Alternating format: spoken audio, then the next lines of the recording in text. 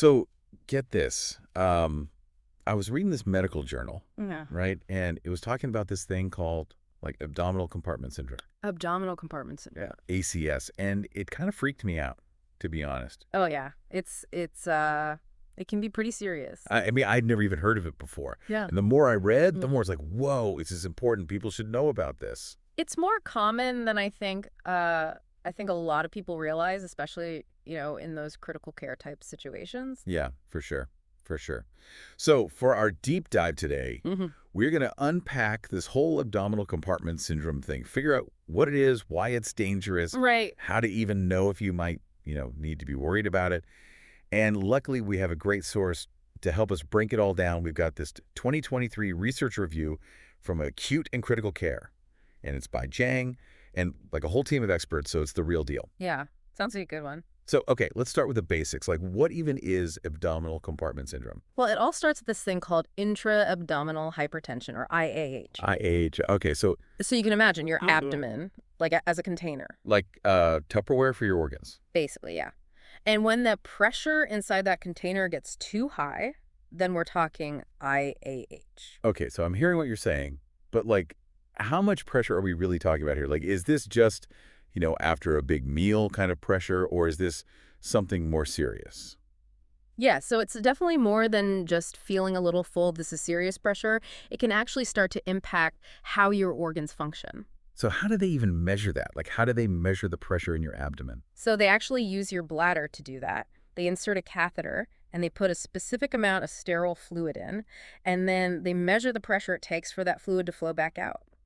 And based on that pressure reading, they can figure out how bad the IAH is. Okay, so it's like a sliding scale kind of thing. Exactly. They have it graded from grade 1 to grade 3, with grade 3 being the most severe. Oh. But here's the thing. Even more important than that actual number is what that pressure's doing to your organs. So once that organ function is actually affected, that's when we start talking about abdominal compartment syndrome. So IAH is like the warning sign, and then ACS is like, all right, now we're dealing with a real deal. Yeah, basically, you could say that. Because if that IAH is not caught, and if it's not treated, then it can actually progress to ACS, and that's what's so dangerous. It can escalate very quickly. And when it does that, what happens? What's the danger zone here? Well, it can affect multiple organ systems. Like what? We're talking kidneys, your lungs, heart, even your brain.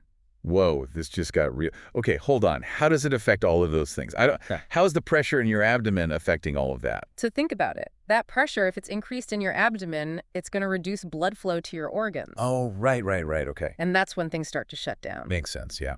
And the article even mentions this thing called bacterial translocation, which sounds pretty freaky. Bacterial translocation. Sure. Okay, now you have to explain that because that sounds like it's straight out of a sci-fi movie. It kind of is. Basically, because of that pressure, because of that decreased blood flow, the bacteria that lives in your gut, which is supposed to stay in your gut, Right.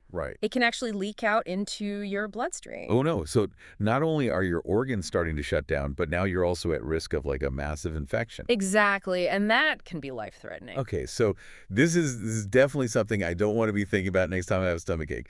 But okay, this is serious stuff. So who is most at risk for developing this? Mm-hmm. Is this just people who've had like major abdominal surgery? Or are there other things that people need to be thinking about? Yeah, surgery is definitely a major risk factor, but there are others that people might not expect. And I think that's why this deep dive is so important because, people need to be aware of these other risk factors. Let's hear them. What Yeah. are we talking about? What else should people be aware of? Well, besides abdominal surgery, like major trauma, like if you were in a car accident or you had a bad fall, something like that, that can also lead to IAH and ACS. Okay, yeah. Things like obesity, liver disease, Right. even pancreatitis, those can increase your risk. Okay. And here's one that really surprised me, actually.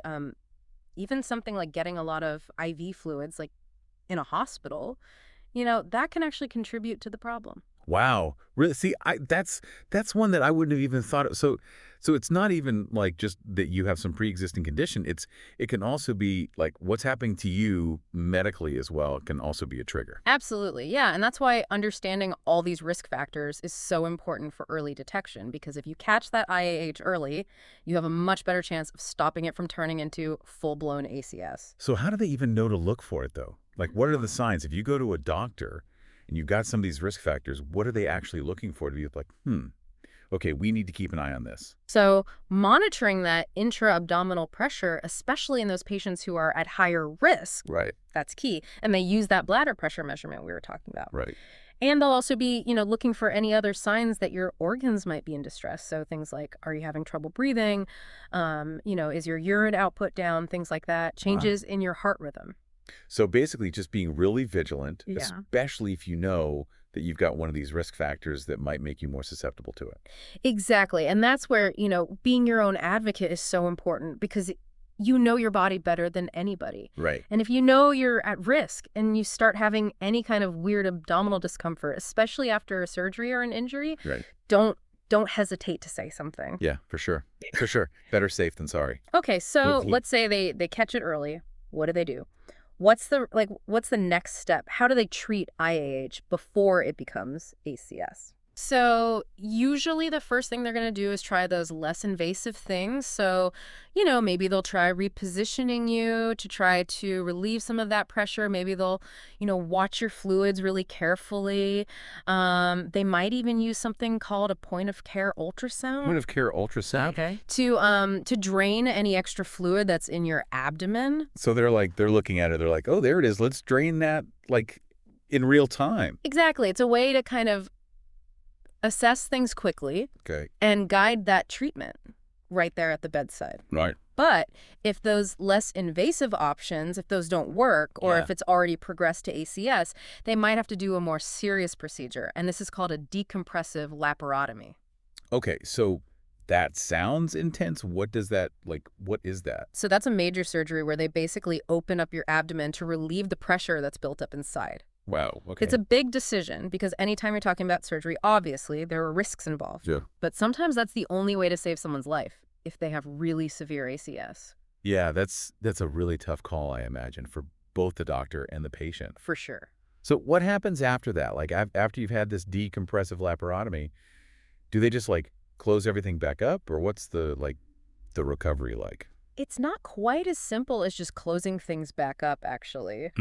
After a decompressive laparotomy, the abdomen is often left open temporarily. Left open, like literally open. Yes, but it's covered with a sterile dressing. They do this because the tissues need time to recover and the swelling to go down. Once the pressure has stabilized, they can go back in for a second surgery to close the abdomen completely. Okay, so it's like a two-part process. Yeah. First, relieve the immediate pressure, then go back and fix everything up once it's safer. Exactly. But even after successful treatment, there's a chance that ACS can recur, so ongoing monitoring is essential. That's unsettling, to say the least. It makes you realize how crucial early detection really is. It does, and that's why it's so important for everyone to be aware of this condition, not just doctors. Absolutely. Knowledge is power, especially when it comes to your health. So for our listener out there who might be thinking, okay, this sounds scary, what can I do? What are some key takeaways they should keep in mind? First and foremost, don't be afraid to ask your doctor about IAH and ACS, especially if you have any of the risk factors we discussed. If you're going into surgery, ask about their protocols for monitoring and managing intra-abdominal pressure. And if you experience any unusual or persistent abdominal pain, especially after a surgery or an injury, don't hesitate to speak up. Absolutely. The sooner you get help, the better the outcome is likely to be. This deep dive has definitely been eye-opening. I'm going to be way more aware of what's going on in my abdomen from now on, that's for sure. It's one of those conditions that most people have never even heard of, but it can have such a huge impact. Exactly. And it highlights how important it is to stay curious, stay informed, and be your own best advocate. Until next time, keep those questions coming.